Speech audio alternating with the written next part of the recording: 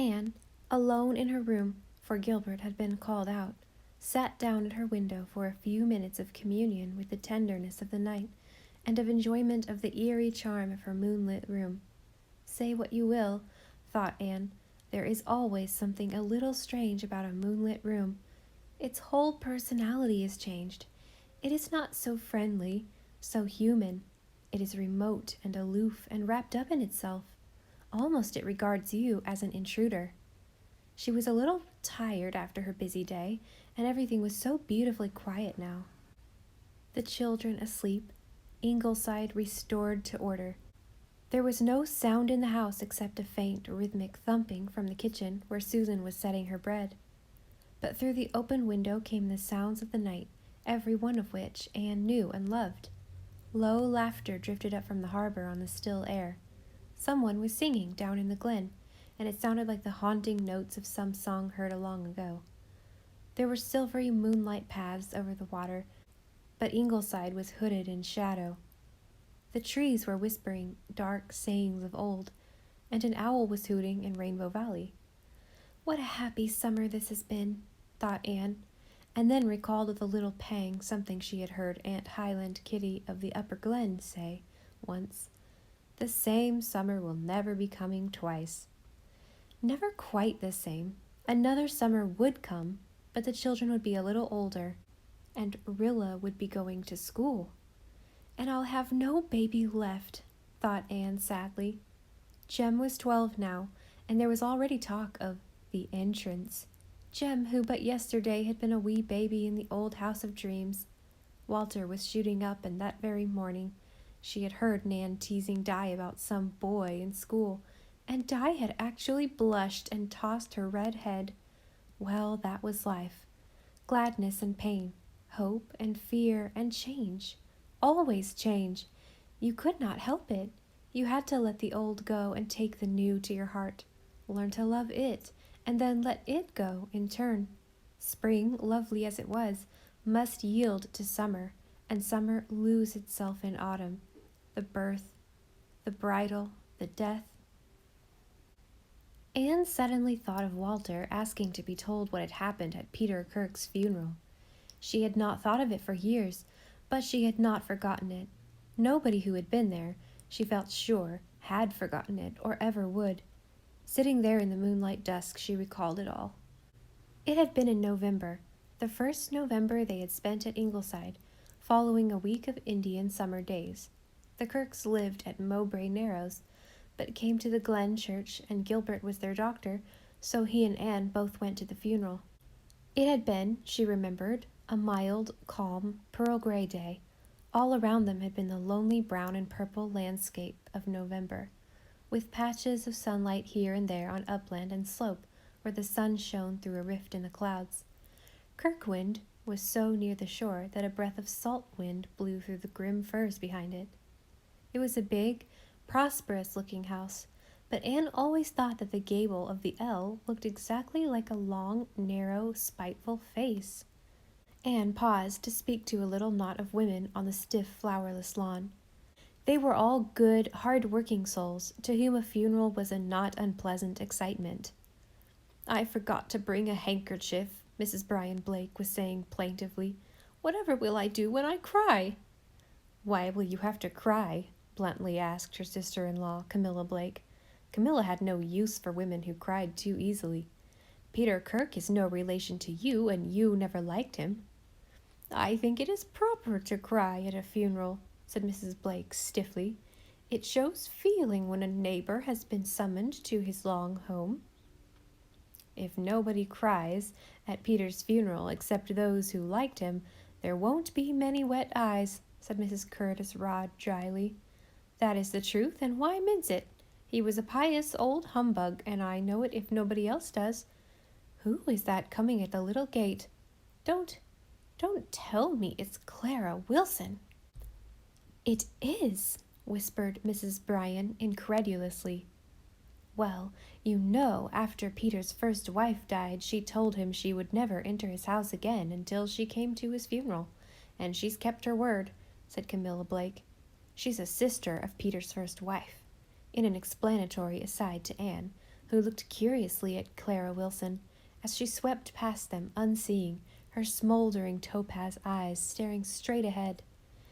She was a thin slip of a woman with a dark-browed, tragic face and black hair under one of the absurd bonnets elderly women still wore, a thing of feathers and bugles, with a skimpy nose veil.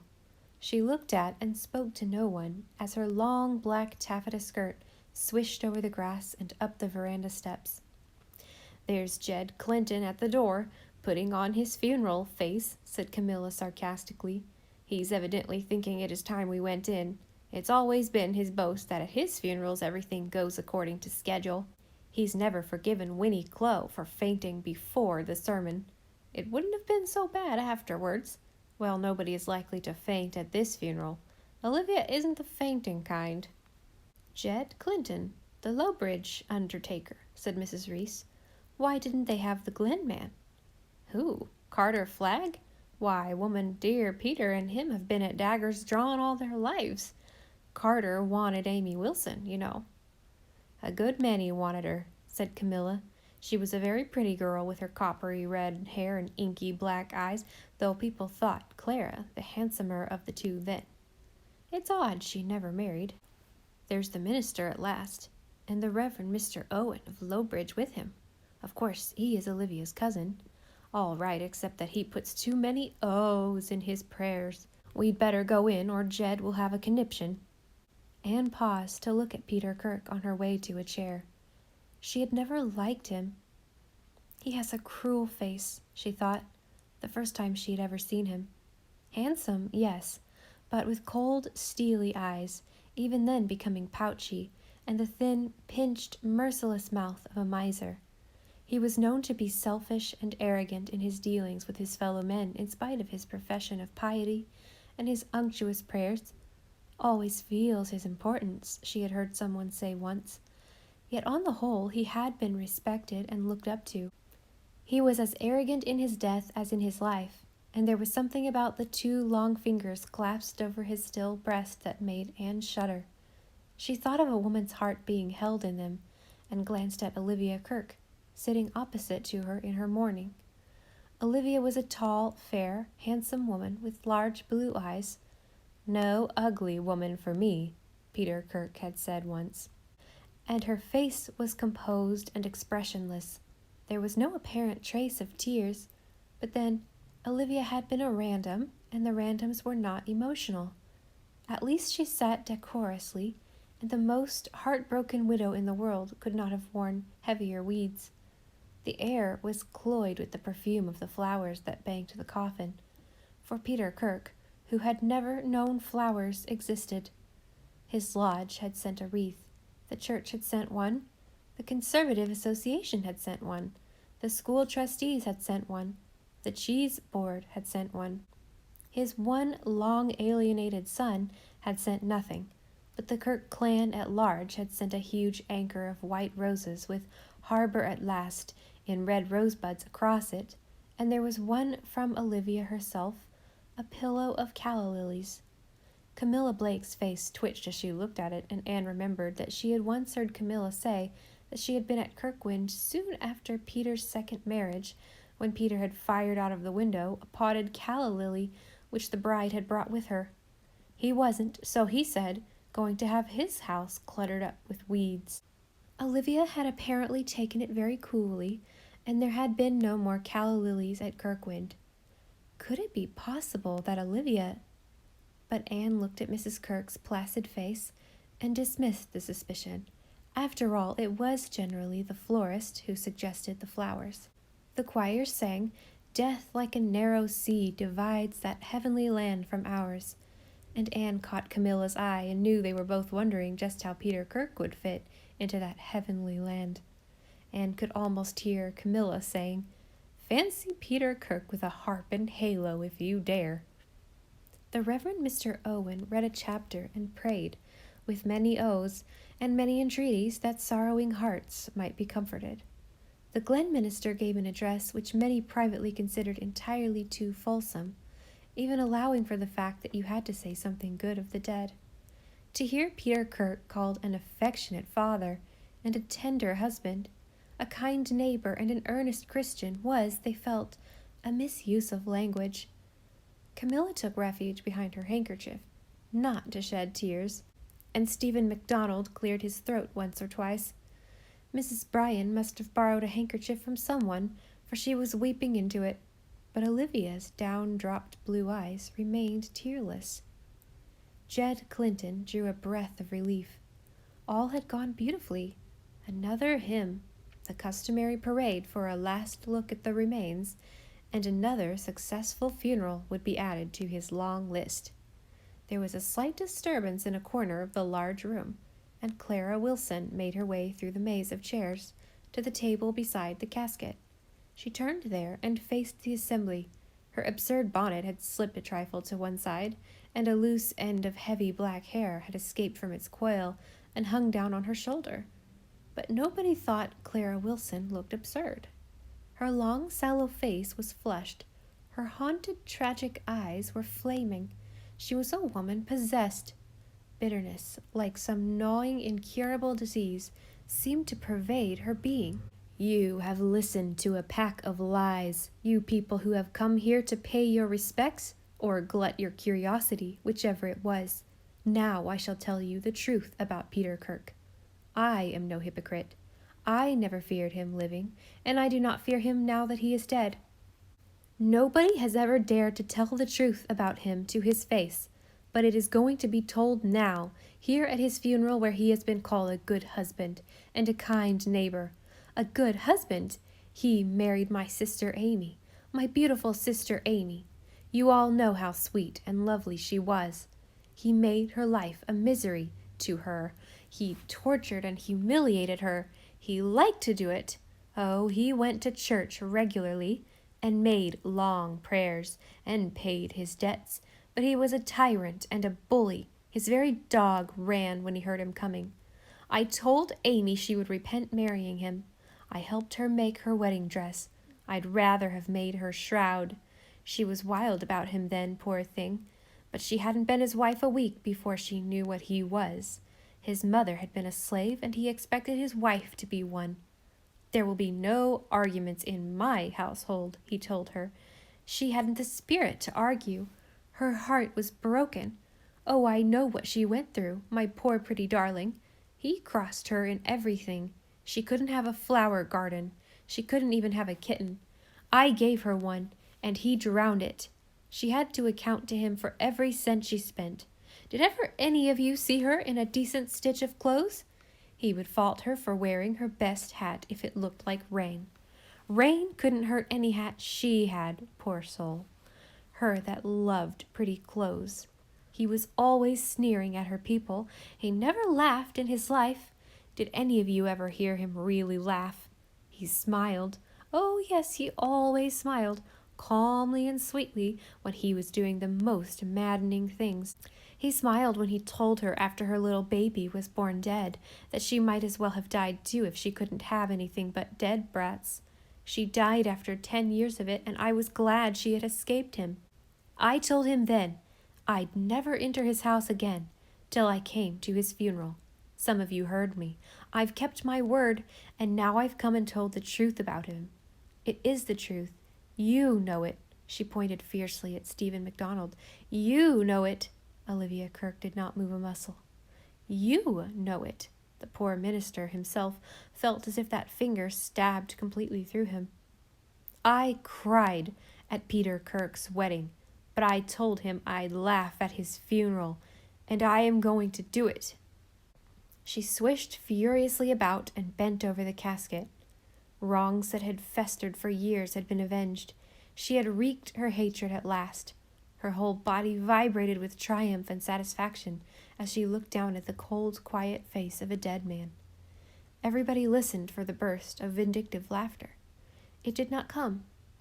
Clara Wilson's angry face suddenly changed, twisted, crumpled up like a child's.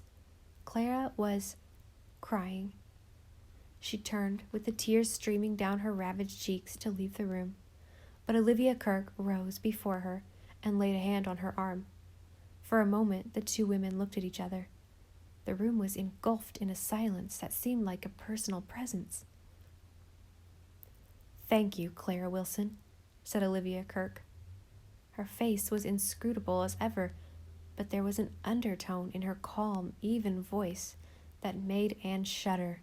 She felt as if a pit had suddenly opened before her eyes. Clara Wilson might hate Peter Kirk, alive and dead, but Anne felt that her hatred was a pale thing compared to Olivia Kirk's. Clara went out, weeping, passing an infuriated Jed with a spoiled funeral on his hands. The minister, who had intended to announce for a last hymn, "Asleep in Jesus," thought better of it and simply pronounced a tremulous benediction.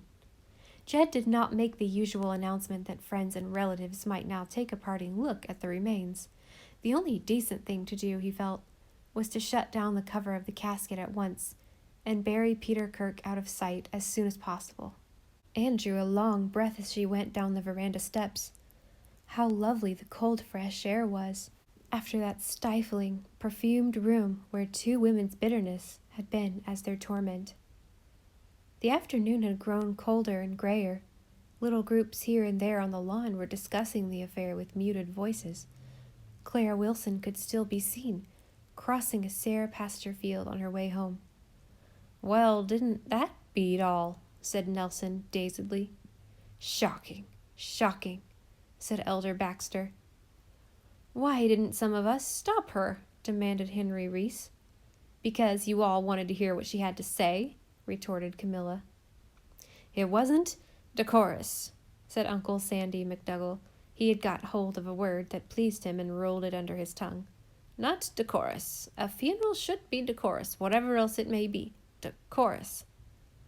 "Gosh, ain't life funny," said Augustus Palmer.